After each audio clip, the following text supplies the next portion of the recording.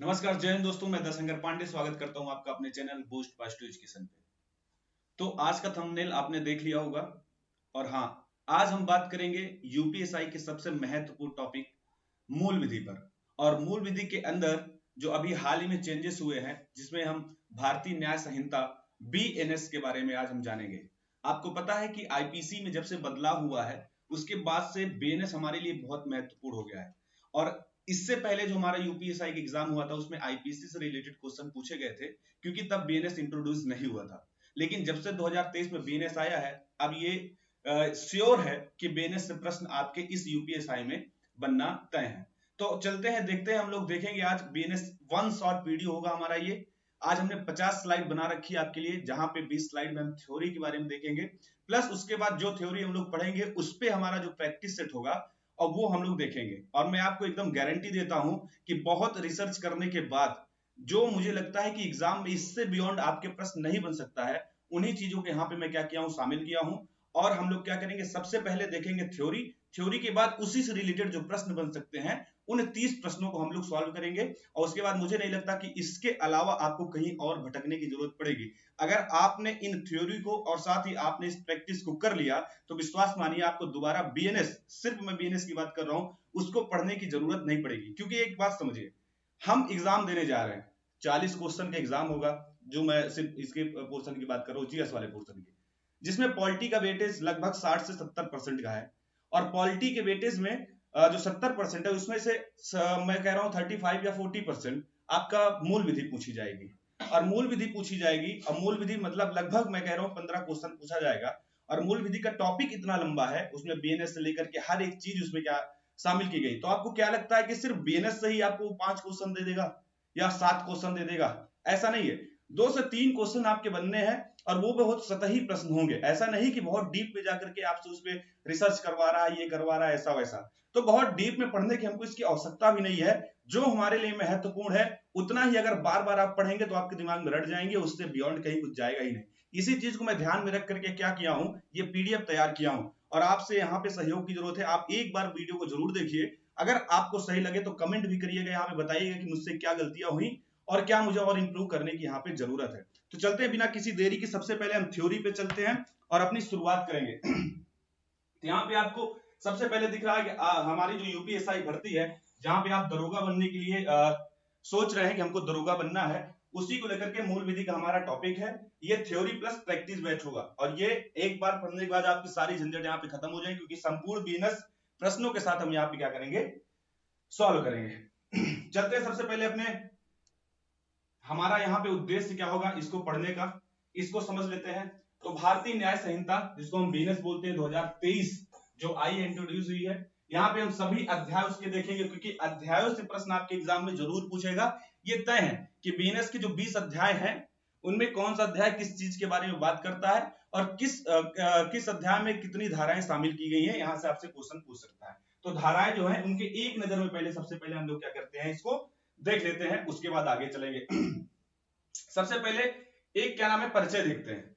परिचय में हम लोग क्या देखेंगे, इसके मूल बदलाव क्या हुए हैं। सबसे पहले हम लोग, ठीक है चलिए, सबसे पहले हम लोग क्या करेंगे, परिचय। सबसे पहले हम लोग परिचय देखेंगे। एक सेकंड, थोड़ा सा मुझे पेन, बस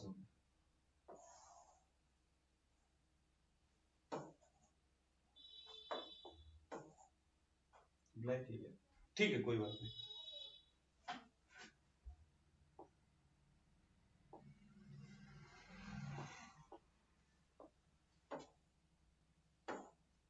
ठीक, तो हाँ, सबसे पहले हम लोग क्या करेंगे, परिचय जानेंगे। उसके बाद उसके मुख्य बदलाव क्या है, इन पे देखते हैं कि आखिर इससे पहले जो आईपीसी था, फिर बीएनएस आया, उसमें मूल बदलाव क्या किया गया, और बीएनएस आखिर क्यों हमारे लिए इंपॉर्टेंट है। इन चीजों को हम लोग यहाँ पे क्या करेंगे, समझने का प्रयास करेंगे। तो सबसे पहले हम लोग देखेंगे बीएनएस में क्या चीजें हैं। तो बीएनएस में कुल कितने अध्याय हैं, कुल 20 अध्याय शामिल है। ये आपके एग्जाम में प्रश्न बनेगा, ये आपसे पूछ लेगा कि वर्तमान में जो बीएनएस इंट्रोड्यूस हुआ है, उसमें कुल कितने अध्याय शामिल हैं। तो आपको ये चीज याद रखना, कितने, 20 अध्याय शामिल हैं। कुल कितनी धाराएं इसमें शामिल हैं, तो 358 धाराएं हैं, ठीक है ना। अब यहाँ पे थोड़ा सा जो हमने देख लिया, अध्याय और धाराएं देख ली, ये बीएनएस की है। अब आईपीसी में इनका क्या रोल था या आईपीसी में ये किस तरह से थी, इनको थोड़ा सा इनकी तुलना करके हम लोग चीजों को देख लेते हैं। जो आईपीसी हमारा 1860 का था उसमें 511 धाराएं थी। कितनी धाराएं थी? 511। तो आप एक चीज नोटिस कर रहे होंगे कि जो नया बीएनएस बना हुआ है वहां पे बहुत सी धाराएं जो आईपीसी में थी उनको काट छाट कर दिया गया है। जो 511 धाराएं तो उनको कम करके यहाँ पे 358 धाराएं लाई हैं। ये नंबर एग्जैक्ट आपको याद रखना है। कितनी? 358 धाराएं बीएनएस में है, 511 किसमें थी? आईपीसी में थी। ठीक ना। उसके बाद देखिए बीएनएस जो 358 धाराएं हैं और यहाँ पे जो आपका आईपीसी है, आईपीसी में पहले अध्याय कितने थे? पहले अध्याय थे आपके 23 और बीएनएस में कितने अध्याय किए गए हैं? 20। तो जब धाराएं कम हो गई तो अपने आप अध्यायों की भी संख्या क्या हो गई? यहाँ पे कम हो गई है। ठीक है। तो यहाँ पे विशेषता एक तरफ आईपीसी है और एक तरफ बीएनएस है, जहां पे अध्याय आईपीसी में 23 थे और बीएनएस में कितने हैं? 20 है। नए जो अपराध इसमें जोड़े गए हैं 20 नए अपराध। किसने? 20 नए अपराध बीएनएस में जोड़े गए हैं। ये भी आपको फैक्चुअल डिटेल है अपने दिमाग में रखनी है कि वर्तमान में बीएनएस जो लाया गया है उसमें कितने नए अपराधों को इंट्रोड्यूस कराया गया है। तो 20 नए अपराध ऐसे हैं जिनको इंट्रोड्यूस कराया गया है। ठीक ना। और कितनी ऐसी धाराएं हैं जो इंपोर्टेंट रूप में हटा दी गई? तो 22 ऐसी धाराएं थी जो क्या की गई हैं? हटा दी गई हैं। देखिए मेन 22 धाराएं थी और जो 511 से 358 आप बोलेंगे कि सर 22 हट गई तो कैसे 511 से हम माइनस करेंगे 358 कैसे हो गया? तो ये चीज याद रखिए कि धाराओं की कुछ सब क्लॉज होती हैं उनको भी यहाँ पे शामिल करके 22 बोला जा रहा है। ठीक है। अब आगे चलते हैं हम लोग। अब हम अपने जो अध्याय हैं उन अध्यायों के बारे में चर्चा करेंगे जो हमारे लिए बहुत इंपॉर्टेंट होने वाला है। ठीक है ना। सारे अध्याय हमारे लिए बहुत इंपॉर्टेंट है। तो 1 से लेकर के और जितने भी अध्याय हैं 1 से लेकर के सारे 20 अध्याय हमारे लिए बहुत इंपॉर्टेंट, वहां पे हम चर्चा करेंगे। पहला अध्याय है 1 से लेकर के 4 तक। इसमें बोला क्या गया है? सॉरी, अध्याय 1 से लेकर 4 तक। इसमें मेन क्या टॉपिक शामिल है? जो 1 से लेकर 4 तक के अध्याय हैं उनमें मेन टॉपिक क्या शामिल किया गया है? वह है प्रारंभिक और सामान्य प्रावधान। 1 से लेकर 4 तक जो आपके अध्याय हैं उसमें सामान्य प्रावधान शामिल किए गए हैं और साथ साथ जो प्रारंभिक बातें हैं बीएनएस की उनको इसमें शामिल किया गया है। अब यहाँ पे इसको हम थोड़ा सा खोलने का प्रयास करते हैं और अध्याय 1 क्या बोलता है ये देखेंगे। आपसे प्रश्न बनेगा ऐसे कि बीएनएस की अध्याय 1 में किस धारा के बारे में बात की गई है या क्या प्रावधान है? अध्याय 1 किस चीज के बारे में बात करता है? तो आपको सीधा बताना है कि प्रारंभिक प्रावधान शामिल किया गया है किसमें? बीएनएस के अध्याय 1 में। और वो धारा 1 से लेकर के 3 तक की बातें अध्याय 1 में शामिल की गई है। ठीक है। फिर अध्याय 2 हमारा आता है। अध्याय 2 में बात की गई है दंड के विषय में। जो पनिशमेंट है वो पनिशमेंट के विषय में यहाँ पे मेन क्या है? सामान्य जानकारी, इसकी परिभाषा है, इन सारी चीजों को यहाँ पे क्या किया गया? शामिल किया गया है। जहां पे धारा 4 से लेकर के 13 तक की बातें की गई हैं। अध्याय 3 हमारा वो साधारण अपवाद, ठीक है, जो जनरल एक्सेप्शन है उनकी बात करता है। यहाँ पे धारा कहां से कहां तक शामिल है? 14 से लेकर के 44 तक की धाराएं यहाँ पे शामिल है। अध्याय 4 बहुत इंपॉर्टेंट होगा। अध्याय 4 आपको अपने दिमाग में याद रखना है कि अध्याय 4 से आपके एग्जाम में प्रश्न पूछा जा सकता है, ये चीज याद रखिएगा। तो दुष्प्रेषण, षड्यंत्र और प्रयास, ठीक है, ये सारी चीजें जो दुष्प्रेषण है, षड्यंत्र है और प्रयास है, इन सारी चीजों के बारे में अध्याय 4 में बात की गई है। और यहाँ पे धारा 45 से लेकर के 62 तक की बातें यहाँ पे धारा 45 से लेकर 62 तक में इन सारी चीजों को यहाँ पे कंक्लूड किया गया। तो ये 4 अध्याय आपको सामने दिख रहे होंगे। इन 4 अध्यायों में क्या क्या बातें बोली गई हैं ये बहुत इंपॉर्टेंट है। देखिए बहुत ज्यादा डीप में जाके आपको पढ़ने की जरूरत नहीं है। बहुत ज्यादा डीप के चक्कर में आप लोगों को फिर पूरा टॉपिक ही समझ में नहीं आता है और दूसरी बात कुछ चीजें आपकी छूट जाती हैं। तो जो आपके एग्जाम से रिलेटेड चीजें हैं, जो एग्जाम ओरिएंटेड चीजें हैं, हमको वहां पे फोकस होना है, उन्हीं चीजों को हमको पढ़ना है। बहुत ज्यादा भागने की जरूरत है। मैं लिख के देता हूं कि बीएनएस में आपके इससे ज्यादा प्रश्न नहीं बनेंगे और कुछ जो धाराओं के प्रश्न बनेंगे उनको आगे मैंने क्या किया, इंक्लूड किया हुआ है कि आखिर कैसे चीजें धारा से आपके प्रश्न बन सकते हैं। क्या 1 से लेकर 3 की धाराएं या 4 से 13 या 14 से 44 इन सबसे प्रश्न आपके बन जाएंगे? नहीं, ऐसा नहीं है कि इन सबसे आपसे प्रश्न बन जाएंगे। जो इंपोर्टेंट धाराएं हमने यहाँ पे शामिल कर रखा है, परेशान आप बिल्कुल मत होइए। देखिए अब चलते हैं आगे अध्याय 5 से 8 तक में। अध्याय 5 से 8 जो है, जहां पे शरीर और राज्य संबंधी अपराध के बारे में बात किया गया है। जो शरीर और राज्य संबंधी अपराध के बारे में बात, एक पूरा जो पैराग्राफ है 5 से 8 तक, उसमें यह बात की गई है। जब इसको हम लोग खोलते हैं तो अध्याय 5 में आते हैं। अध्याय 5 बहुत इंपॉर्टेंट है क्योंकि इस पे बहुत ज्यादा फोकस किया है बीएनएस ने, आईपीसी से बदल करके बीएनएस में यहाँ पे बहुत ज्यादा फोकस किया है। तो अध्याय 5 बहुत इंपॉर्टेंट आपके लिए होने वाला है, ये चीज याद रखिएगा। यहाँ पे महिलाओं और बच्चों के विरुद्ध जो अपराध हैं इनको शामिल किया गया है अध्याय 5 में। क्वेश्चन बनेगा बीएनएस की किस अध्याय में महिलाओं और बच्चों के विरुद्ध अपराध की बात की गई है? अध्याय देगा 1, 2 या 5 या 7, आपको बताना होगा। तो याद रखिए कहां पे, अध्याय 5 में महिला और बच्चों के विरुद्ध की बात की गई है। और धारा कहां से कहां तक अध्याय 5 में है? तो धारा 63 से लेकर के 99 तक यहाँ पे चीजें की गई हैं। अब आगे आते हैं हम लोग अध्याय 6 में। अध्याय 6 में मानव शरीर पर प्रभाव डालने वाले अपराध जैसे हत्या, चोट, इन सारी चीजों के बारे में बात कहां पे की गई? अध्याय 6 में की गई है। ये सारे अब इंपॉर्टेंट आपके अध्याय चल रहे हैं, ये सारे इंपॉर्टेंट है। मैं ये नहीं कहूंगा कि इसमें से कोई भी कम है, ये सारे 20 अध्याय हैं। उन 20 अध्याय में क्या बातें हैं आपको बस अपने दिमाग में रख लेनी है, ठीक है ना। उसके बाद कुछ इंपॉर्टेंट आपकी धाराएं हैं, उनको अपने दिमाग में रख लेनी है। उसके बियॉन्ड बीएनएस से आपसे प्रश्न नहीं पूछेगा, ये एकदम तय है, ठीक है ना। मानव शरीर पर प्रभाव डालने वाले अपराध जैसे हत्या और चोट, इन सारे की बातें की गई है अध्याय 6 में। और धारा 100 से लेकर के 146 तक की चीजें यहाँ पे शामिल हैं, ठीक ना। अध्याय 7 में चलते हैं। राज्य के विरुद्ध अपराध, किसके विरुद्ध? राज्य के विरुद्ध। राज्य के विरुद्ध जो अपराध है उनके बारे में बात जो की गई है वो धारा 147 में की गई है। यहीं पे आपको पता है, आपने राजद्रोह के बारे में पढ़ा था, जो अनुच्छेद धारा 124 आईपीसी में था, धारा 124 ए आईपीसी में था, और यहाँ पे बदल करके 152 में कर दिया गया है, और वहां पे राजद्रोह को समाप्ति कर दिया गया है, ठीक है। राजद्रोह को समाप्त करके उसका नाम चेंज करके दूसरे तरीके से इंट्रोड्यूस कराया गया। तो ये इसी में आएगा, अध्याय 7 के अंदर आएगा। वो कैसे आएगा आगे हम लोग सब चीजें एक्सप्लेन करेंगे। तो याद रखिए कि धारा 7 जो है, अध्याय 7 जो है, वो राज्य के विरुद्ध जो अपराध होने वाले हैं उन पे बात करता है, और धारा उसमें 147 से 158 तक की बातें शामिल है। अध्याय 8 जहां पे सेना, नौसेना, वायुसेना से संबंधित जो अपराध हैं उनके बारे में बात करता है। इनसे संबंधित जो अपराध है वो अध्याय 8 में, सेना से, नौसेना से, वायुसेना से, मतलब जो हमारी सेनाएं हैं उनसे रिलेटेड जो अपराध हैं उनको अध्याय 8 में रखा गया है, और वो धारा 159 से लेकर के 168 तक यहाँ पे शामिल है, ठीक। अब आगे चलते हैं धारा 9 से 13 तक। अध्याय 9 से जो 13 तक है, जहां पे मेन चुनाव और लोक व्यवस्था से रिलेटेड जो अपराध हैं या बातें हैं उसको यहाँ पे शामिल किया गया है। तो अध्याय 9 किसकी बात करता है? निर्वाचन, चुनाव संबंधी जो अपराध हैं उनको धारा 169 से लेके 177 तक अध्याय 9 में शामिल किया गया है। निर्वाचन या चुनाव संबंधित अपराध किस अध्याय में है? अध्याय 9 में है। किस अध्याय में है? अध्याय 9 में है। अध्याय 10 किसकी बात करता है?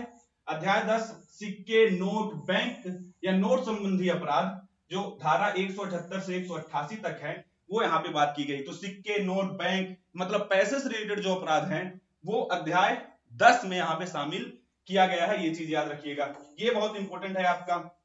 अध्याय 11 जो है ये बहुत इंपॉर्टेंट होने वाला है। लोक शांति के विरुद्ध अपराध, किसके विरुद्ध? लोक शांति के विरुद्ध अपराध, जो कि धारा 189 से 197 तक यहाँ पे शामिल की गई है। लोक शांति के विरुद्ध अपराध ये अध्याय 11 में शामिल है, इसको याद रखिएगा, बिल्कुल भी भूलिएगा नहीं। अध्याय 12 लोक सेवकों, ये और इंपॉर्टेंट है। ये मैं कहूंगा यहाँ पे जितने भी अध्याय हैं, अध्याय आपके लिए मोस्ट इंपॉर्टेंट होने वाले हैं, यहीं से आपके एग्जाम में प्रश्न बनाएगा, ये मैं श्योरिटी आपको दे सकता हूं कि अध्याय में आपको फंसाने का प्रयास करेगा। देखिए, एक शुरुआती जो दरोगा होगा उससे क्या चाहेगा आयोग?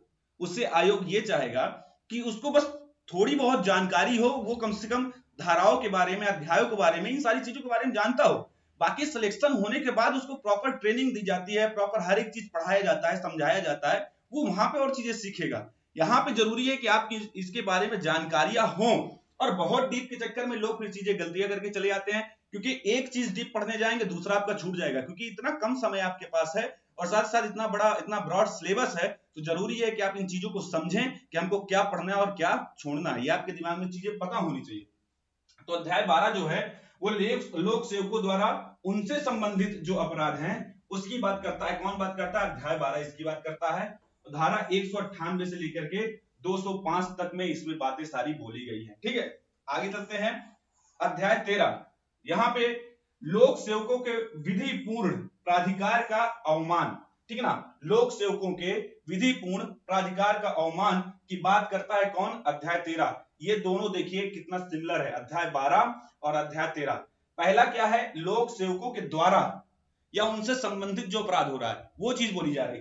दूसरा क्या बोला कि जो लोक सेवकों के जो विधिपूर्ण जो उनके अधिकार हैं, अगर उसकी कोई अवमानना कर रहा है तो उसके लिए क्या अपराध है, ये बात। पहला तो लोक सेवक खुद अपराध करे, दूसरा अगर लोक सेवक को जो अधिकार मिले हैं उसका कोई हनन करे तो उसके लिए क्या अधिकार है, क्या अध्याय में बोला गया है, क्या अपराध माना जाएगा, वो सारी बातें यहाँ पे शामिल की गई। तो अध्याय 12-13 बहुत माइनर से इसमें डिफरेंस है, इस चीज को आपको समझना पड़ेगा। ठीक है ना, यहाँ पे धारा 206 से लेकर के 226 तक बातें की गई अध्याय 13 में। ठीक है, आगे चलते हैं। अध्याय 14 से लेकर के 16 तक की बातें हम लोग समझेंगे। यहाँ पे अध्याय 14 से लेकर के 16 तक में साक्ष्य, स्वास्थ्य और धर्म, इनसे संबंधित जो अपराध हैं या चीजें हैं उसके बारे में बात बोली गई है। तो अध्याय 14 क्या बोलता है, बहुत इंपॉर्टेंट होने वाला है, मिथ्या साक्ष्य, लोक न्याय के विरुद्ध अपराध। मिथ्या साक्ष्य मतलब कोई झूठा साक्ष्य कोई सामने पेश करे या ये सारी चीजें जो करे, तो ये सारी चीजों की बात जो की गई है वो कहां की गई? अध्याय 14 में की गई है। मिथ्या साक्ष्य और लोक न्याय के विरुद्ध अगर कोई अपराध कर रहा है तो वो अध्याय 14 में शामिल किया गया। ये इसका पॉइंट है, ये पॉइंटर आपको याद रखना है। यहाँ पे धारा 227 से 269 तक की बातें आपको याद रखना है। ठीक है ना, याद रखिए। मैं ये नहीं कह रहा हूं कि जो नीचे धाराएं लिखी हुई हैं आप इनको याद रखिए, मैं ये कह रहा हूं कि आप अध्याय की लिखी गई जो बातें हैं उनको दिमाग में रखिए, ये बहुत इंपॉर्टेंट होने वाला है, ना कि धाराएं आप अपने दिमाग में याद रखिए। ठीक है ना, अगर आप ये याद रखेंगे तो अपने आप धाराओं के बारे में धीरे धीरे चीजें याद रख लेंगे। इंपॉर्टेंट है, आप पहले अध्याय को याद रखें। ठीक है ना, आगे चलते हैं। अध्याय 15, यहाँ पे लोक स्वास्थ्य, सुरक्षा और शिष्टता। अध्याय 15 लोक स्वास्थ्य की बात करता है, सुरक्षा और शिष्टता जैसे अपराध की बात यहाँ पे क्या करता है, ये यहाँ पे करता है। जहां पे धारा 270 से लेकर के 297 तक की बातें यहाँ पे शामिल है। अध्याय 16 किसकी बात कर रहा है? तो अध्याय 16 धर्म से संबंधित अपराध, जो रिलीजियस अपराध हैं उसके बारे में यहाँ पे बात की गई है, जो धारा 298 से 302 तक की बातें हैं। पहले 302 में आपको हत्या से जुड़े मामले यहाँ पे देखने को मिलते थे, अब देखिए यहाँ पे धर्म से जुड़ी चीजें आ गई। तो बिजनेस में बहुत बदलाव हुए हैं, कैसे बदलाव हुए आपको ये सारी चीजें आपको समझना है। आगे चलते हैं, कंक्लूड करते हैं अध्याय को। और हमारा 17 से 20 अध्याय है और उन्हीं 20 अध्याय को इसमें हम क्या करेंगे, यहाँ पे कंक्लूड करने जा रहे हैं। ठीक है, अध्याय 17 से लेकर के 20 तक संपत्ति और अन्य जो अपराध हैं उनके बारे में यहाँ पे बात की गई है। अपराध अध्याय 17 क्या कहता है? संपत्ति के विरुद्ध अपराध जैसे चोरी हो गई, लूट हो गई, आदि को लेकर के क्या चीजें हैं, कैसी चीजें हैं, वो हम यहाँ पे देखेंगे। जैसे आपको पता है कि इस समय चोरी का एक मामला या जिसे हम छोटे मोटे अपराध हैं उस पे बीएनएस में एक बहुत अच्छी चीज इस बार ऐड की गई जो आगे मैं एक्सप्लेन करूंगा। जैसे अगर 5000 रुपए के नीचे का कोई मामला है या चोरी का है या किसी तरह का है तो उसके लिए उसको जेल भेजने की जरूरत नहीं है कि आप उसको पकड़ के जेल भेज दें, बल्कि इस बीएनएस में यह प्रावधान लाया गया है कि उससे सामुदायिक सेवा कराई जाए। सामुदायिक सेवा मतलब समझ रहे हैं ना, जैसे कि ग्राम हो गया, गांव हो गया, नगर पंचायतों हो गई, और या फिर कोई चीजें हैं जहां पे समुदाय से रिलेटेड किसी तरह का कार्य है, जैसे झाड़ू लगवाना, बगीचा साफ करवाना या तालाब खुदवाना, ये उसको सजा के रूप में ये सारी चीजें दी जाए, ना कि उसको सीधा जेल भेज दिया। तो सामुदायिक सेवाएं करवाई जाए उससे, ये एक चीजें इंक्लूड की गई है। अगर वो छोटे मोटे अपराध हैं उनके लिए हर आदमी को जेल भेजना सही नहीं होता, उसकी छवि खराब हो जाती है। इससे अच्छा ये होगा कि उसको हम समुदाय से जोड़ने का प्रयास करें। ये बीएनएस में बहुत अच्छा प्रावधान लाया गया है, आगे चल के हम लोग इसके बारे में बात करेंगे। ठीक है ना, तो अध्याय 17 क्या है? संपत्ति के विरुद्ध अपराध की बात कर रहा है, जो धारा 303 से लेकर के 334 तक यहाँ पे ये चीजें शामिल हैं। अध्याय 18 दस्तावेजों और संपत्ति चिन्हों से संबंधित है और धारा 335 से 350 तक इसमें बात की गई है। अध्याय 19 आपराधिक अभित्रास, अपमान और मानहानि, डिफेमेशन वगैरह जो है उससे रिलेटेड जो चीजें हैं वो अध्याय 19 में है। ठीक है ना, उससे क्या है रिलेटेड चीजें अध्याय 19 में है और इसमें धारा 351 से लेकर के 356 तक में बातें बोली गई हैं। अध्याय 20 निरसन व्यावृत्तियां, ठीक है ना, निरसन और व्यावृत्तियां, ये सारी चीजें बातें शामिल हैं, ठीक है। और इसमें धारा 357 और 58 शामिल है। तो ये 20 भाग थे आपके, या 20 अध्याय थे जो बीएनएस के, और इन अध्यायों में क्या बातें बोली गई हैं, क्या बातें नहीं बोली गई हैं, ये हमारे लिए बहुत इंपॉर्टेंट हो जाता है। अब हम लोग आगे चलेंगे, और आगे जब हम लोग चलेंगे तो यहाँ पे हम ये समझेंगे कि आखिर क्या डिफरेंस है और क्या नई चीजें ऐड की गई हैं बीएनएस में जो कि आईपीसी में नहीं थी, और क्या जरूरत पड़ गई हमको बीएनएस लाने की और आईपीसी को हटाने की। ठीक है, चलते हैं। ये देखिए, जो कुछ धाराएं हैं जिसमें बदलाव किए गए हैं, उन धाराओं के बारे में हम लोग यहां पे समझेंगे। महत्वपूर्ण धाराओं की तुलना, ये भाग 1 है, आगे भाग 2 मिलेगा दूसरे में। तो महत्वपूर्ण जो धाराएं थे जो बीएनएस में शामिल थी और जो आईपीसी में शामिल थी, अब उनको बदल करके बीएनएस में किस तरह लाया गया ये चीज देखते हैं। पुराने नंबर बदल गए हैं, इन्हें याद रखें। ये मैं फोकस करके आपको कह रहा हूं कि सारी धाराएं ना याद करके आप इन धाराओं को याद करिए, ये धाराएं आपके लिए इंपॉर्टेंट होंगी। मैं लिख के देता हूं कि यहीं से आपके एग्जाम में प्रश्न बनेंगे, ठीक है ना। सबसे पहले हत्या से रिलेटेड जो चीजें थी उनमें क्या किया गया, बदलाव किया गया, और हत्या से रिलेटेड चीजें बदली गई। आईपीसी में पहले क्या धाराएं थी, बीएनएस में क्या धाराएं आई। हत्या को लेकर के आईपीसी में 302 की बात करता था, जो इससे पहले मैंने आपको बताया। बीएनएस में क्या हो गया, बीएनएस में धारा 103(1) है, जो क्या करता है, हत्या की परिभाषा धारा 101 में शामिल है। मतलब समझिए, जो मर्डर से रिलेटेड चीजें हैं वो आईपीसी में 302 में थी, लेकिन बीएनएस में किस में है, 301 में है, और 103 में है। और साथ ही साथ अगर हत्या की परिभाषा किस धारा में बोली गई है तो 101 में है। ये चीज आपको याद रखना है कि बीएनएस में हत्या के बारे में बातें 103 सब क्लॉज 1 में है, और हत्या की परिभाषा धारा 101 में शामिल की गई है। ये बदलाव है, ये चीज याद रखना है, ठीक है ना। दूसरा, गैर इरादतन हत्या। क्या, गैर इरादतन हत्या किस धारा में शामिल है, तो आईपीसी में किसमें था, आईपीसी में 304 में था, लेकिन बीएनएस में किसमें है, 105 में है। अब दहेज मृत्यु आईपीसी में 304 बी में शामिल किया गया था, लेकिन बीएनएस में इसको किसमें रखा गया है, 80 में रखा गया है। देखिए, ये इंपॉर्टेंट धाराएं हैं, इन धाराओं को आपको अपने दिमाग में याद रखना है कि ये धाराएं जो थी आईपीसी में, जो इंपॉर्टेंट धाराएं थी, वो बदल करके बीएनएस में कहां पे रखी गई है। तो हत्या जो 103 और 101 में आ गई है, गैर इरादतन हत्या 304 से बदल के 105 में आ गई है, दहेज मृत्यु 304 बी से बदल के बीएनएस 80 में शामिल हो गई है। इसको अपने दिमाग में एकदम फिट कर लीजिए, क्योंकि ये बहुत इंपॉर्टेंट होने वाला है आपके लिए, ठीक ना। यह इसी तरह महत्वपूर्ण धाराओं में ये हमारा भाग 2 है। यहाँ पे दुष्कर्म से रिलेटेड चीजें, ठीक है ना, जो रेप से रिलेटेड चीजें हैं, वो आईपीसी में 376 में था।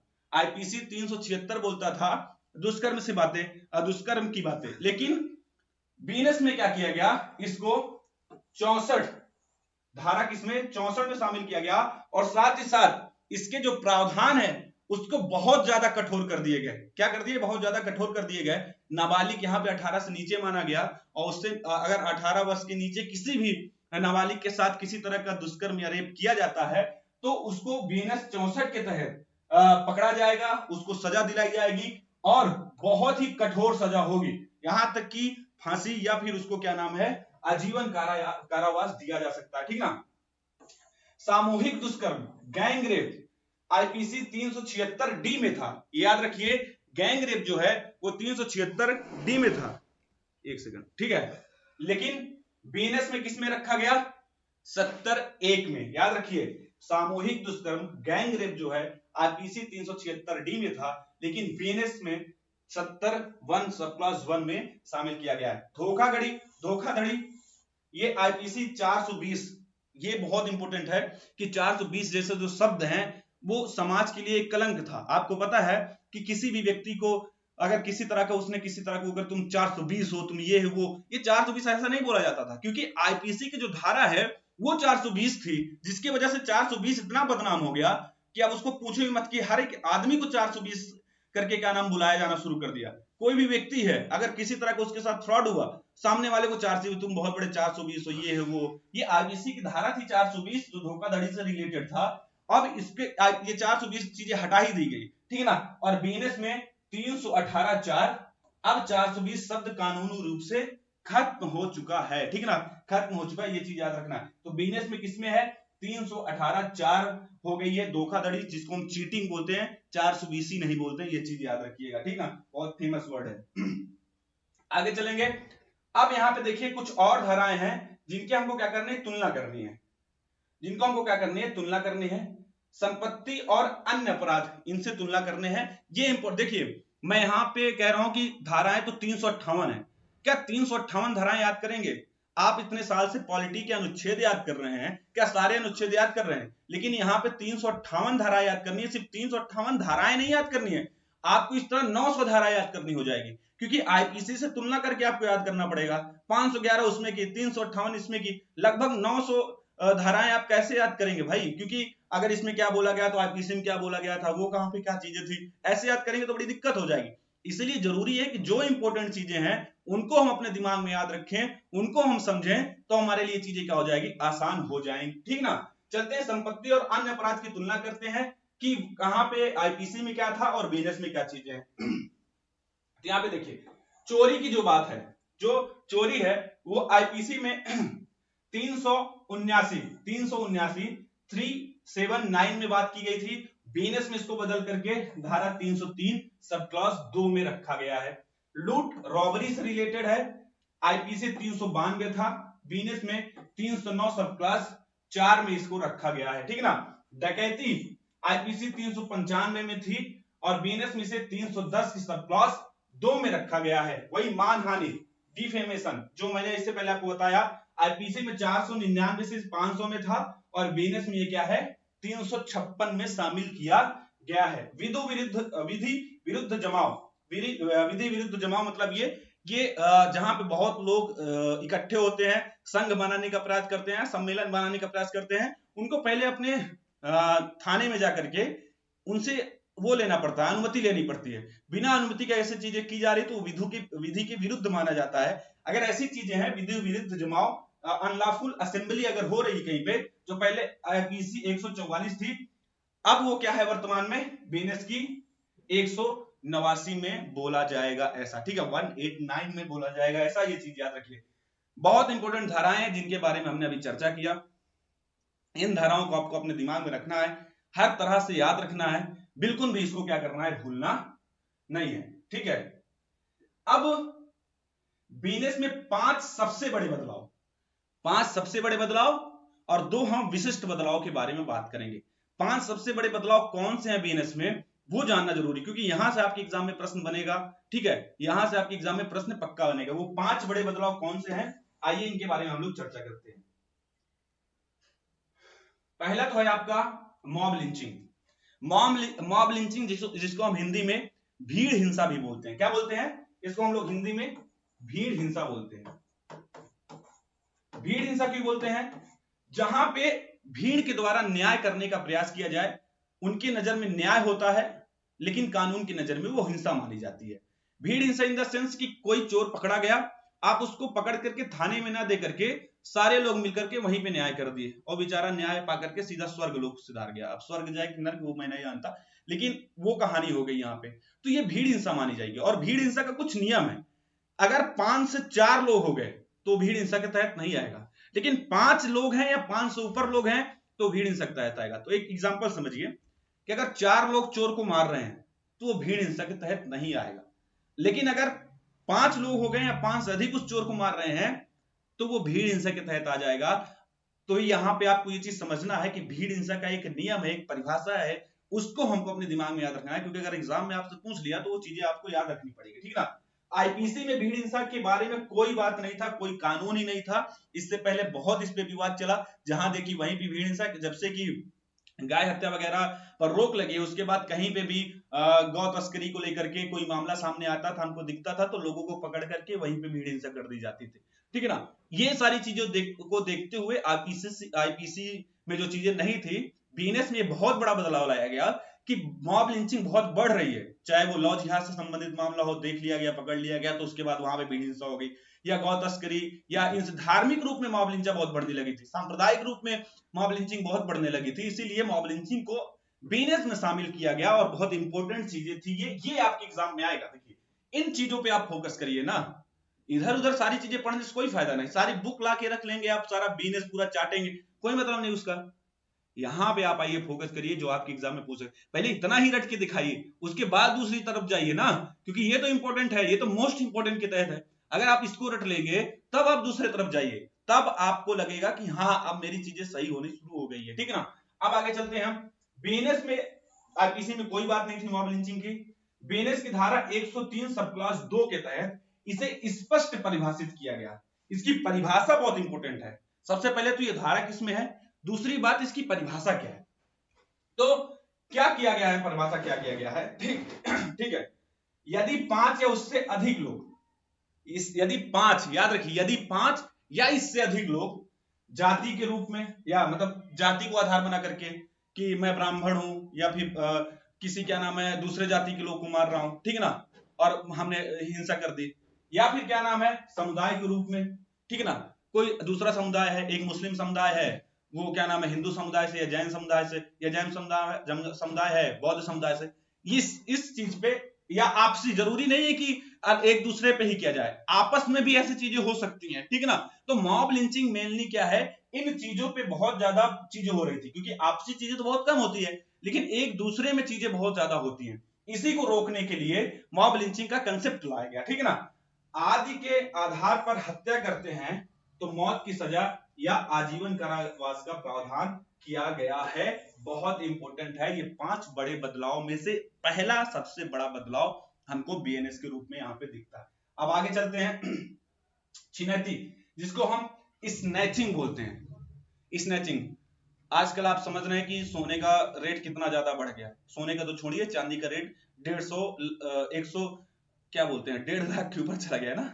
हाँ 1.5 लाख के ऊपर क्या नाम है चांदी का रेट चला गया है। सोना तो 125 रुपए में 10 ग्राम मिल रहा है। 10 ग्राम समझिए बात को, 10 ग्राम क्या होता है। अभी 10 ग्राम नमकीन खरीदिए तो आपको पता चलेगा कि 10 ग्राम नमकीन कितनी होती है, ठीक ना। तो 125 के ऊपर, ठीक ना, 125,000, 1,25,000 रुपए सोना। और अगर आपसे छिनैती हो, पता लगा आप हार पहन के जा रहे हैं, आप मंगलसूत्र बढ़िया 5-4 तोले का बना के चल रहे हैं, ठीक ना, उसके बाद आपने कुछ भी सारी चीजें, और आपके साथ छिनैती हो जाए तो कितना बड़ा आपके साथ जुर्म हो जाएगा।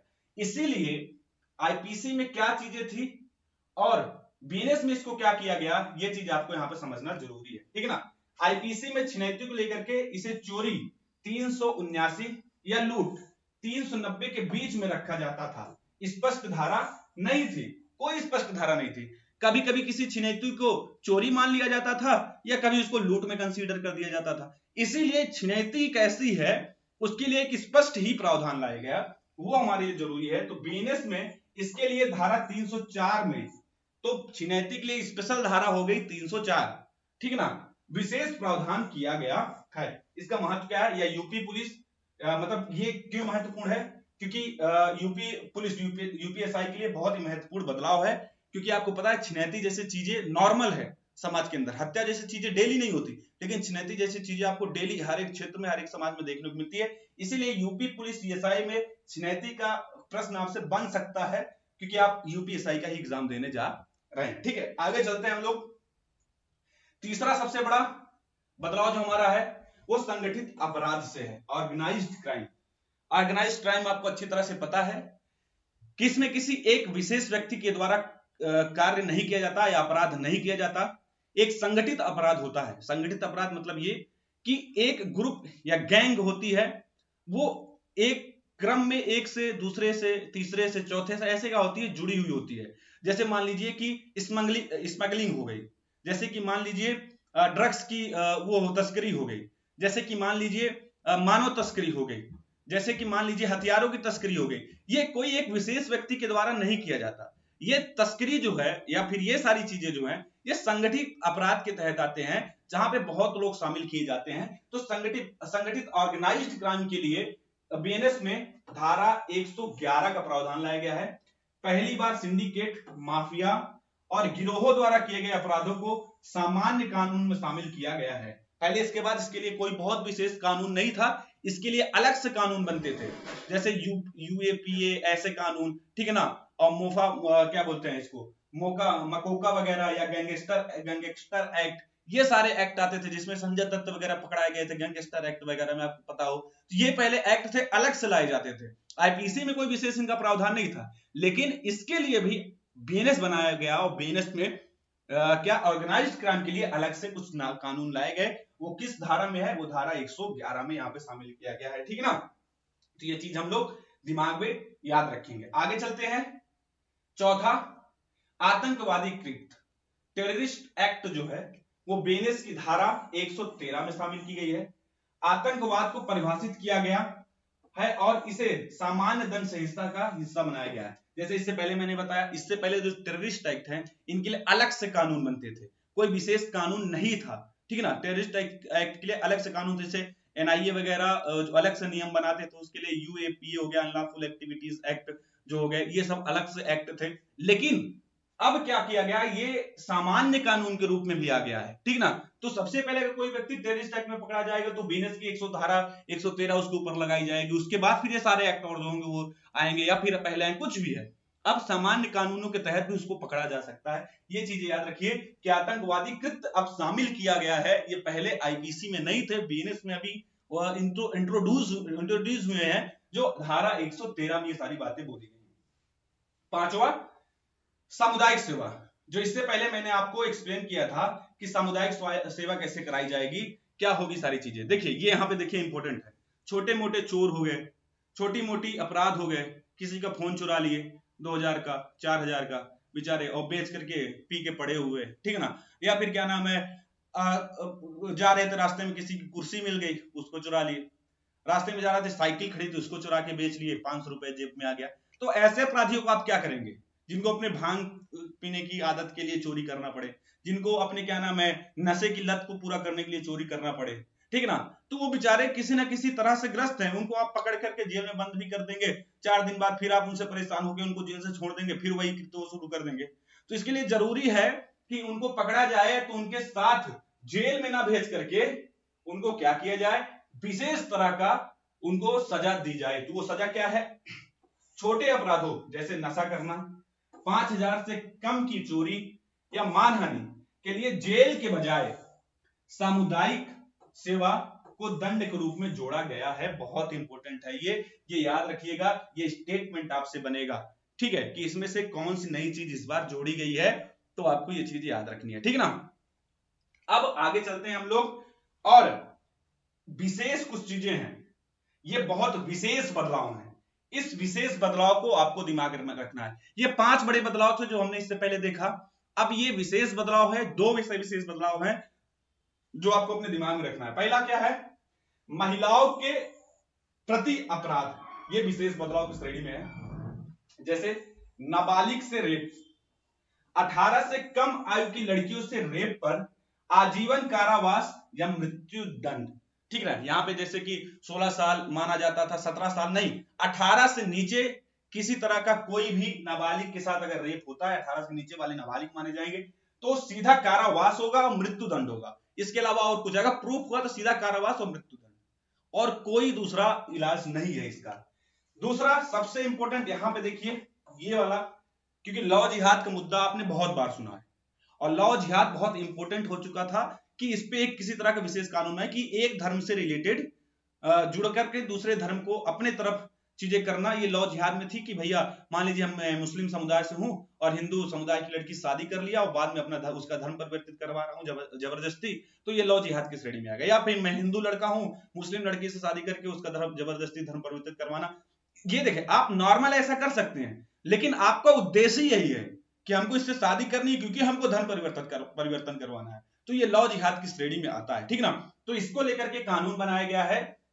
पहचान छिपाकर यौन संबंध रखना, ये तो क्या नाम है, ये भी है, इसको चलते हैं आगे एक्सप्लेन करते हैं। पहचान छिपाकर यौन संबंध रखना, जैसे कि लॉ जिहाद की श्रेणी में आता है कि मैं हूं तो हिंदू, लेकिन मुझे मुस्लिम लड़की पसंद आ गई है, अब मुझे पता है कि मुस्लिम लड़की वो है, और वो जब जान जाए कि मैं हिंदू लड़का हूं तो वो मुझसे आगे अपना संबंध नहीं रखेगी, तो इसके लिए मैं क्या करूं, अपना पहचान बदल के मैं बोल दूं कि मैं दयाशंकर पांडे नहीं बल्कि कि फखरुद्दीन अली हूं, या कुछ भी ऐसे, ठीक है ना। तो मतलब मैं मजाक नहीं उड़ा रहा हूं, मैं बताने का प्रयास कर रहा हूं, मैं अपना नाम बदल और मैं बोल दूं कि मैं मुस्लिम हूं, वही एक्ट करने लगूं और फिर जब मेरा हित पूरा हो जाए तो मैं उस लड़की को छोड़ दूं, ऐसा सारी चीजें।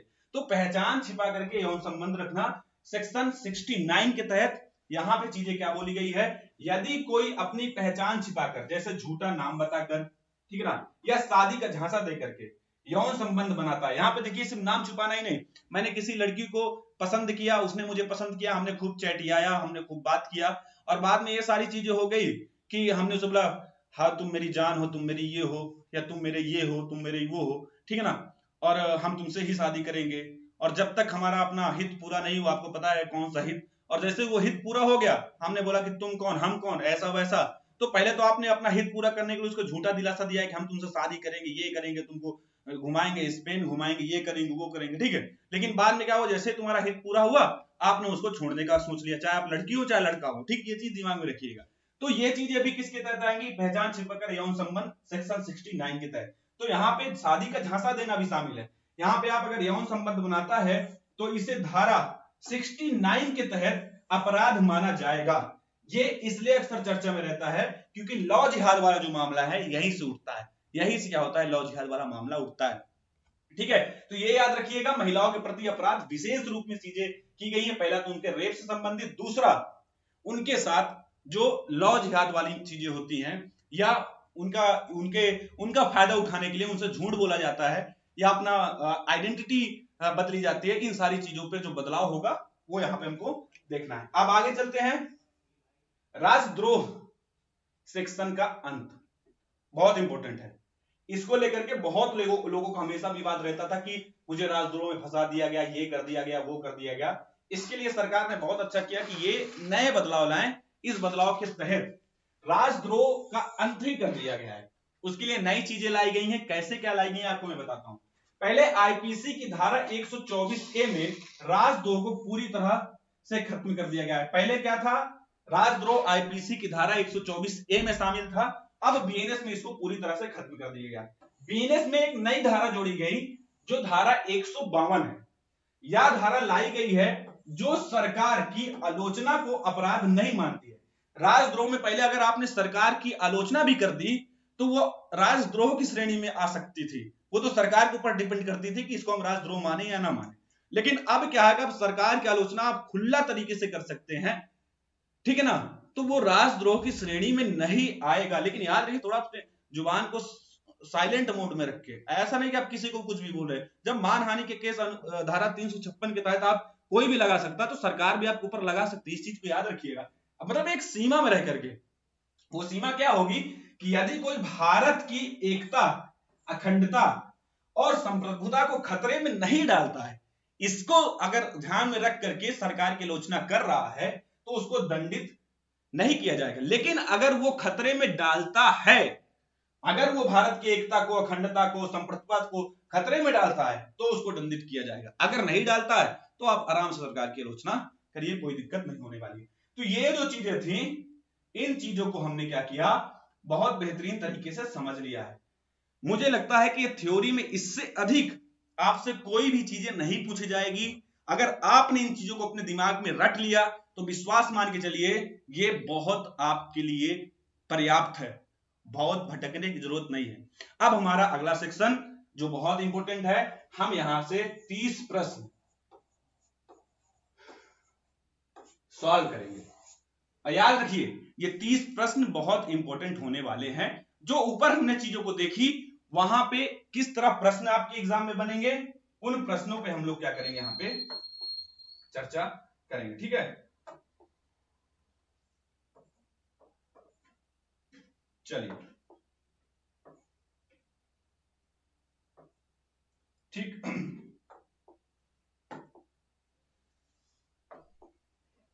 सबसे पहला प्रश्न आपकी स्क्रीन पे दिख रहा होगा, ध्यान से इस प्रश्न को पढ़िए, ठीक है।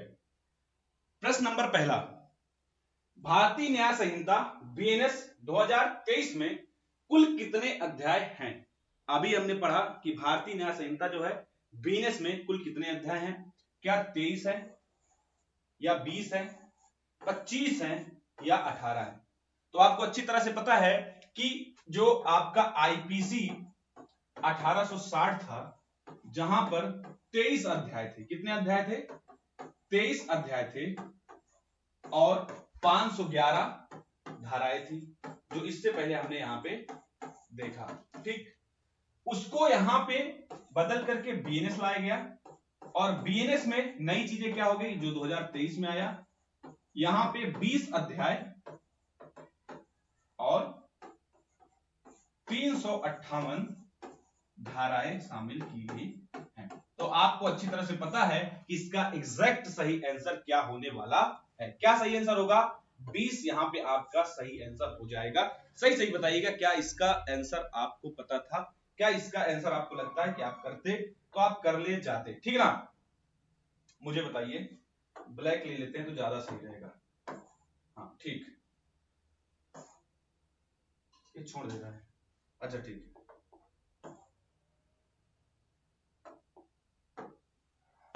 ठीक ठीक है। तो पहले प्रश्न का आंसर हमारा बी हो जाएगा, 20 है, ये चीज याद रखिए। आगे चलते हैं, दूसरा प्रश्न बहुत इंपॉर्टेंट है। प्रश्न नंबर 2, भारतीय न्याय संहिता बीएनएस 2023 में कुल कितनी धाराएं हैं? अभी पीछे हमने एक्सप्लेन किया, बार बार इतना हमको एक्सप्लेन करने की जरूरत नहीं है। ये तो आईपीसी की धारा हो गई, इतनी थी। ये वर्तमान में जो क्या की गई है, ऐड की गई है। तो आपके यहाँ पे सी आंसर क्या हो जाएगा? एग्जैक्ट सही आंसर होगा। आगे चलते हैं, महिलाओं और बच्चों के विरुद्ध अपराध। अभी इससे पहले हमने इसके बारे में अच्छे से पढ़ा है, किस अध्याय में क्या बातें बोली गई हैं, ये आपको हमको बताना है। मैंने आपसे कहा था कि ये आपके लिए बहुत इंपॉर्टेंट होगा। ये आपके लिए क्या होगा? बहुत इंपॉर्टेंट होगा।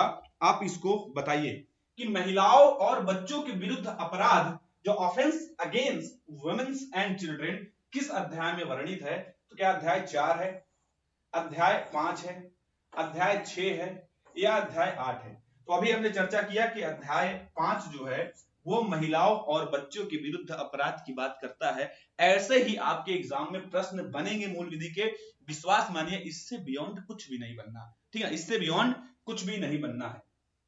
अब आगे चलते हैं, प्रश्न नंबर 4, मानव शरीर पर प्रभाव डालने वाले अपराध। कौन? मानव शरीर पर प्रभाव डालने वाले अपराध, जैसे हत्या, चोट या किसी अध्याय का विषय। किस अध्याय का विषय है? मानव शरीर पर प्रभाव डालने वाले अपराध किस अध्याय का विषय है? क्या 5 का है? तो 5 का तो अभी हमने पढ़ लिया कि महिलाओं से विरुद्ध जो है उसकी बातें यहाँ पे शामिल है। ठीक है ना, तो अध्याय 7 या 10 ये नहीं, आपका अध्याय 6 जो है वो क्या करता है? इसके बारे में बात करता है, मानव शरीर पर प्रभाव डालने वाले अपराध की जो बात है। ठीक ना, आगे चलते हैं, बीएनएस का कौन सा अध्याय राज्य के विरुद्ध अपराध से संबंधित है? बीएनएस का कौन सा अध्याय राज्य के विरुद्ध अपराध से संबंधित है? क्या अध्याय 6 है या अध्याय 7 है या अध्याय 9 है या अध्याय 11 है? तो यहाँ पे याद रखिए, 6 तो होगा नहीं, इससे पहले हमने पढ़ा। यहाँ पे अध्याय 7 जो है वो क्या करता है? बीएनएस का अध्याय 7 ये बात करता है कि जो राज्य के विरुद्ध अपराध है, ऑफेंस अगेंस्ट द स्टेट, वो बात अध्याय 7 में बोली गई है। छठवां प्रश्न हमारे सामने है, साधारण अपवाद, जर्नल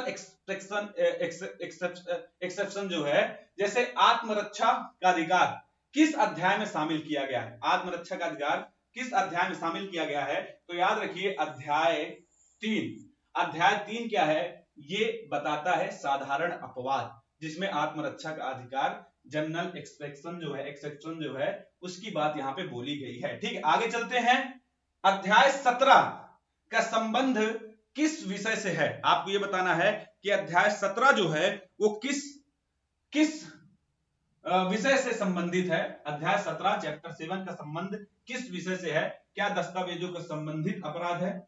नहीं, संपत्ति के विरुद्ध अपराध से है, धर्म से संबंधित अपराध है या मानहानि संबंधित अपराध है? तो आपको बताना है किस अध्याय में यह बात बोली गई है। तो याद रखिए कि संपत्ति के विरुद्ध अपराध वाली जैसी चीजें जो वाला विषय जो है वो अध्याय 17 में शामिल किया गया है। आगे चलते हैं अगले प्रश्न में, निर्वाचन चुनाव संबंधी अपराध किस अध्याय में शामिल किया गया है?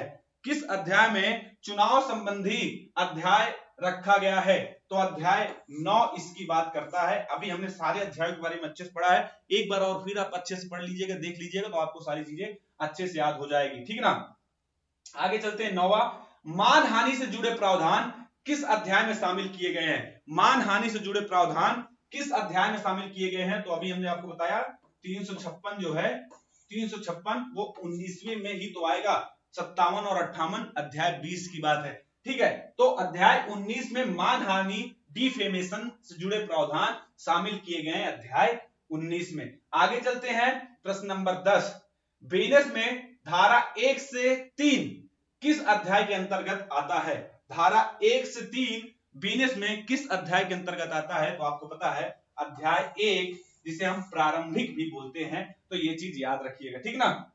दूसरा 11वां, दुष्प्रेषण, आपराधिक षड्यंत्र और प्रयास किस अध्याय में है? दुष्प्रेषण, आपराधिक षड्यंत्र और प्रयास किस अध्याय में शामिल है? ठीक है, तो याद रखिए अभी हमने क्या बात किया कि प्रारंभिक, ठीक ना,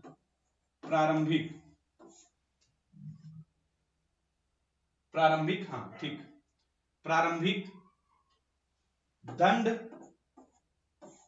और अपवाद, ये अध्याय 1, ये अध्याय 2, ये अध्याय 3 और दुष्प्रेषण, आपराधिक षड्यंत्र और प्रयास किस अध्याय में है? तो वो अध्याय 4 में हो जाएगा। ये लाइन से 1 से लेकर के 4 अध्याय की बात यहाँ पे हमने जो की थी वो यहाँ पे आपको शामिल की गई है, ठीक है ना। आगे चलते हैं 12वें प्रश्न की तरफ। अध्याय 5 महिलाओं और बच्चों के विरुद्ध अपराध में धाराओं का विस्तार कहां से कहां तक है? ठीक है ना, जो अध्याय 5 है उसमें कहां से लेकर के कहां तक की धाराएं शामिल की गई? जो महिलाओं और बच्चों के विरुद्ध अपराध से संबंधित है अध्याय, उसमें कहां से लेकर के कहां तक की बात बोली गई है? तो याद रखिए कि अध्याय 5 में धारा 63 से 99 तक की बातें बोली गई है। धारा 63 से लेकर 99 तक की बातें यहां पे बोली गई है। प्रश्न 13, धर्म से संबंधित अपराध किस अध्याय में शामिल किया गया है? धर्म से संबंधित जो अपराध है वो किस अध्याय में शामिल किया गया है, आपको ये बताना है। धर्म से संबंधित अपराध किस अध्याय में शामिल किया गया है, ये आपको बताना है। तो अध्याय आपका जो 16 है, अध्याय कौन सा? अध्याय 16 इसकी बात करता है, ठीक है ना, इसकी बात करता है। ठीक, आगे चलते हैं। अध्याय 10 किस विषय से संबंधित है? अध्याय 10 क्या लोक शांति से, सिक्के, करेंसी, नोट और बैंक से, या लोक सेवक से, या चुनाव से? तो याद रखिए अध्याय 10 सिक्के, करेंसी नोट और बैंक नोट जैसे अपराधों से संबंधित विषय शामिल किया गया है अध्याय 10 में। प्रश्न नंबर 15 पे चलते हैं कि लोक शांति के विरुद्ध अपराध किस अध्याय में शामिल किया गया है? लोक शांति के विरुद्ध अपराध किस अध्याय में शामिल किया गया है? क्या वो अध्याय 8 है, 11 है, 13 है या 15 है? तो याद रखिए अध्याय 11, क्या अध्याय 11 इसके बारे में बात करता है? किसके बारे में? अध्याय 11 इसके बारे में बात करता है। अब आगे चलते हैं हम लोग, अध्याय 2 का शीर्षक क्या है? अध्याय जो 2 है वो उसका शीर्षक क्या है? अभी इससे पहले हमने आपको बताया कि अध्याय 2 में दंड से संबंधित बातें बोली गई हैं, तो इसका सही आंसर आपका दंड के विषय में इसका शीर्षक से बनाया गया है, ठीक ना। आगे चलते हैं, लोक सेवकों द्वारा या उनसे संबंधित अपराध किस अध्याय में शामिल किया गया है? लोक सेवकों द्वारा या उनसे संबंधित अपराध जो है वो किस अध्याय में शामिल किया गया है? तो 12 में शामिल किया गया है, ठीक ना। उनसे संबंधित, लोक सेवकों द्वारा या उनसे संबंधित अपराध किसमें शामिल किया गया? अध्याय 12 में। लेकिन लोक सेवकों के विधि मान्य जो उनको अधिकार मिला है उसका कोई मानहानि करे या उसकी अवमानना करे तो वो किस अध्याय में है? तो अध्याय 13 में है। वो चीज मैंने बताया था कि दोनों चीजें आपस में बहुत ज्यादा माइनर सा अंतर है, ये चीज दिमाग में रखिएगा, ठीक है ना। अगर लोक सेवक कोई अपराध करे तो उसके लिए 12 में, और लोक सेवकों द्वारा कही गई बातों का कोई न माने, उसका अवमानना करे तो वो अध्याय 13 में, ठीक है ना। आगे चलते हैं 18 प्रश्न, दस्तावेजों और संपत्ति चिन्हों से अपराध, दस्तावेजों और संपत्ति चिन्हों से संबंधित अपराध किस अध्याय में शामिल है? दस्तावेजों संपत्ति चिन्हों से संबंधित जो अपराध है वो अपराध अध्याय 18 में शामिल किया गया। किसमें? अध्याय 18 में शामिल किया गया है।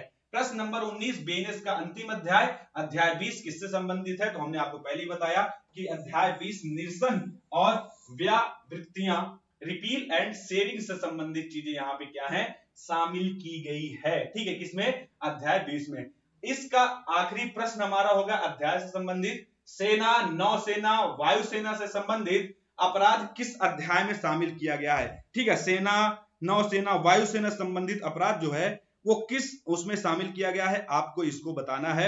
जल्दी से आप इसका क्या करिए, उत्तर बताइए। जल्दी से आप इसका क्या करिए, उत्तर बताइए। ठीक है, तो सेना, नौसेना, वायुसेना संबंधित अपराध वो अध्याय 8 में शामिल किया गया। किसमें? अध्याय 8 में शामिल किया गया। अब हम लोग चलते हैं, ये तो अध्याय संबंधित प्रश्न है जो बन सकते थे आपके एग्जाम में। अब हम लोग देखेंगे कि धाराओं से संबंधित प्रश्न आपके एग्जाम में कैसे बन सकते हैं। तो प्रश्न नंबर पहला, धाराओं संबंधित, भारतीय न्याय संहिता 2023 के तहत हत्या, मर्डर के लिए दंड का प्रावधान किस धारा में किया गया है? क्या 302 है, 103 का 1 है, 100 है या 307 है? तो आपको पता है अब बीएनएस के तहत क्या किया गया है? 103 की धारा का सब क्लॉज 103 का सब क्लॉज 1 क्या करता है? इसके बारे में चीजों को बोलता है। 103 का क्या सब क्लॉज 1 इसके बारे में बोलता है। पहले धारा 302 थी आईपीसी के तहत, लेकिन बीएनएस में ये 301 हो गया है। आगे चलते हैं, आईपीसी की प्रसिद्ध धारा 420 धोखाधड़ी, चीटिंग को बीएनएस में किस धारा में स्थानांतरित किया गया है? ठीक है ना, आईपीसी की जो प्रसिद्ध धारा 420 थी, 420 वाला जो मामला था उसको बदल करके किसमें शामिल किया गया है? बीएनएस में। किस धारा में? क्योंकि अब 420 को एकदम से हटा दिया गया है, तो याद रखिए 318 की सब क्लॉज 4 जो है उसमें इसको रखा गया है। ठीक है ना, आगे चलते हैं अगले प्रश्न में कि मॉब लिंचिंग है बीएनएस में, मॉब लिंचिंग को लेकर के, किसको लेकर के? मॉब लिंचिंग को लेकर के, अगर बीएनएस में मॉब लिंचिंग के लिए कौन सी नई धारा जोड़ी गई है? अगर मॉब लिंचिंग में किसी तरह की हत्या की जाती है तो उसमें कौन सी धारा शामिल की गई? तो याद रखिए क्या 303(2) है, धारा 302 है या 103(2) है या 302 है, 111 या 152? तो याद रखिए धारा 103 का सब क्लॉज 2, 103 का 1 किसकी बात करता है? पीछे हमने एक्सप्लेन किया, मॉब लिंचिंग की संबंधित धारा 103 का 2 इसके बारे में क्या करता है? बात करता है। ठीक है, याद रखिए। अब आगे चलते हैं, दुष्कर्म, रेप के लिए आईपीसी की धारा 376 के स्थान पे, पहले दुष्कर्म रेप के लिए कौन सी धारा थी? 376 थी, के स्थान पर बीएनएस में कौन सी धारा लागू की गई है? क्या धारा 63 है, धारा 64 है, धारा 70 है या धारा 376 है? तो याद रखिए 376 के स्थान पे, क्योंकि 376 ऊपर हो गया है, आईपीसी में बातें थी। अब यहाँ पे दुष्कर्म को लेकर के धारा 64 यहाँ पे शामिल की गई है। क्या की गई है? 64 यहाँ पे शामिल की गई है। अब आगे हम लोग चलते हैं, पहचान छिपाकर या शादी का झूठा वादा करके यौन संबंध बनाना। अभी तो हमने इसको सबसे पहले अध्याय में हमने पढ़ा था, अब इसको हमको समझ रही नई विशिष्ट चीजें शामिल की गई है। पहचान छिपाकर या शादी का झूठा वादा करके यौन संबंध बनाना बीएनएस की किस धारा के तहत शामिल किया गया है? धारा 420 नहीं, ये तो समाप्त हो चुकी है। 376 ये भी समाप्त हो चुकी है।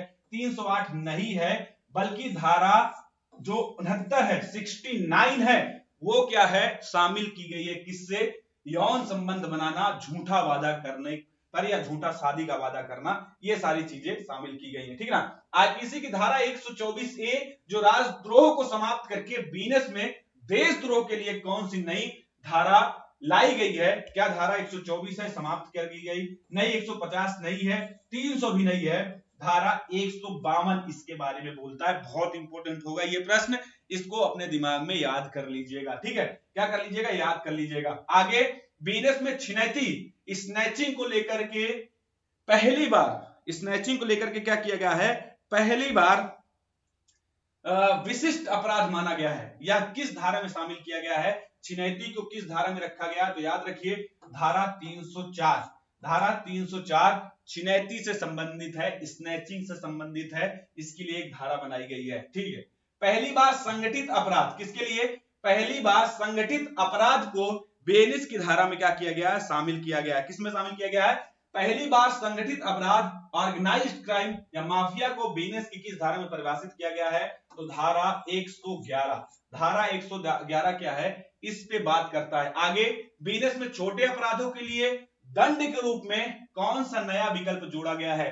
तो बेनस में छोटे अपराधों के लिए दंड के रूप में कौन सा नया विकल्प जोड़ा गया है? अभी इससे पहले मैंने आपको बताया कि चोरी कोई कर ले, 5,000 रुपए के नीचे कोई सारी चीजें कर ले, तो उसके लिए एक नई चीजें लाई गई हैं। वो क्या है? सामुदायिक सेवा करवाना। उनसे क्या करवाना? सामुदायिक सेवा करवाना, ना कि उनको सीधा जेल भेज दिया। ठीक है। लास्ट हमारा प्रश्न है इस सेशन का 10वां, आईपीसी की धारा 307, जिसको हम हत्या का प्रयास, अटेम्प्ट टू मर्डर बोलते थे, अब बीएनएस में कौन सी धारा बन गई है? अब बीएनएस में कौन सी धारा वो बन गई है, आपको ये बताना है। ठीक है ना, आपको क्या करना है, ये बताना है अब वो कौन सी धारा बन गई है। ठीक है, आईपीसी की धारा 306(7) थी, जहां पे हत्या का मर्डर, अटेम्प्ट टू मर्डर जो था वो 307 में शामिल थी। लेकिन अब धारा 309 क्या करता है? अटेम्प्ट टू मर्डर की बात करता है। ठीक है, अटेम्प्ट टू मर्डर।